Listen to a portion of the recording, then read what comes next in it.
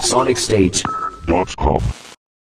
Hello, I'm John Clark. I work for Numark's product development team, and we're here today to show the iDJ2 here at PLASA 2007. We've got it set up with a CD player and a turntable as well, and a keyboard for doing searches and stuff. And I've got my iPod plugged in, and I'm going to demonstrate the ability to play 2 songs and mix 2 songs from just one iPod. Of course, you don't have to just have iPods. You can also use hard drives, USB keys, and other USB media as well.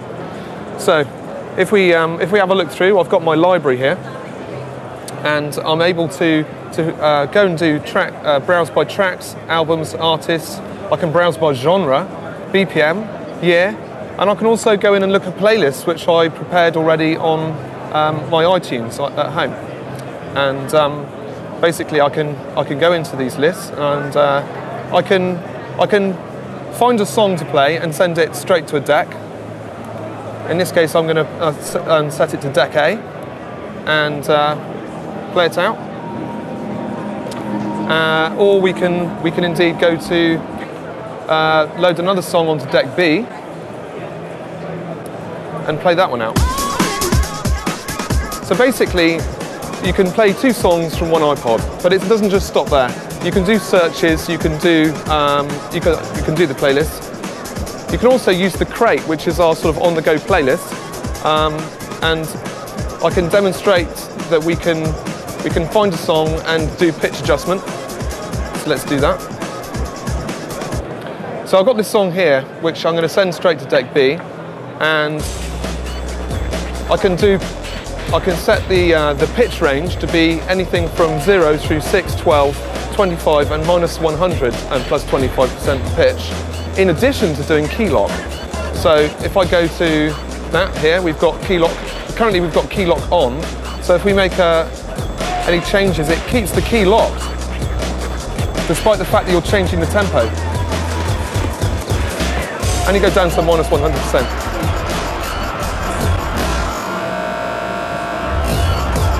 So you can do some effects like that. It's also got looping.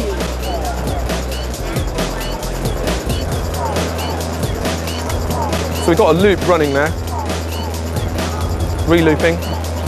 Also got scratch effects. And you can also search through songs quickly. Now, one of the really cool features that I wanted to show you is track profiles.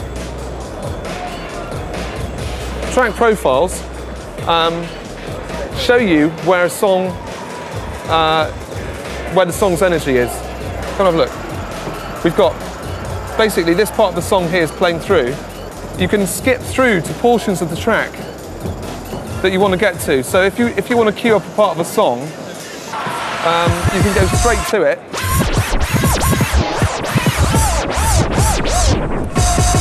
And set your cue points. And that's a very quick way of getting to the point that you want to be doing mixing from. In addition to doing playback, you can also do searches.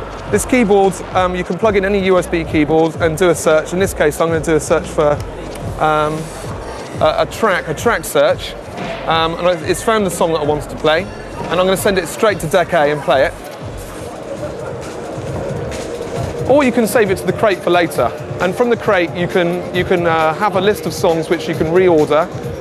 You can swap tracks that are on the deck from the crate. You can shuffle the crate, and you could actually send a whole album to the crate and just have that running from a deck.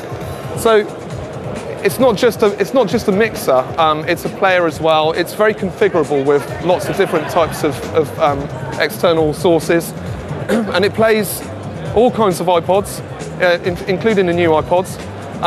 It does hard drives, USB keys. The formats for the file formats supported are WAV files, MP3s, and AAC files, iTunes. And we also support the FAT formatted PC formatted hard drives, the Apple HFS Plus standard, and NTFS, which will play back. If you've got a song that you want to play back, which is on your iPod, what you can do is you can go to what we call the iPod Direct mode, and basically what that does is it starts the iPod up as just as a player. It also means that we can play videos out from the iPod. If you've got a video iPod, we've got an S-video port at the back, And so it will play the iTunes downloaded tracks and also videos as well. There's no pitch adjustment on that, but it does mean that you can play back the songs that you've downloaded. When you've been in iPod Direct mode, it's as a player. And so in order to reconnect it in USB mode, you just unplug it and plug it back in. It's a very, very high resolution screen. It means that we can display more tracks on a list as well. And we thought it's obviously an attractive feature. It's a D-type crossfader. In fact, as part of our development of the product, in addition to changing the screen to a color screen, we also put in 60mm pitch sliders, D-type crossfader, and the balanced XLR outputs. It's very smooth. It's much more appropriate. There's the fader start function.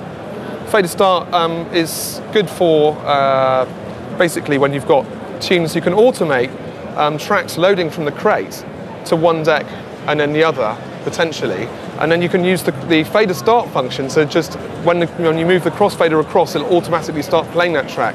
So for people who've just playing one song after the next, aren't actually doing any beat matching, it's possible. It's a bit like, it's a function that you get on some mixers for fader start, so we decided to put it in.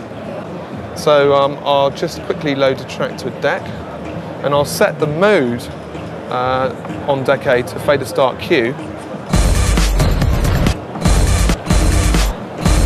So if obviously you've got that set to both decks, then you can have one song loaded up on that deck, play it out, when that one's finished, play on the other deck. Yeah.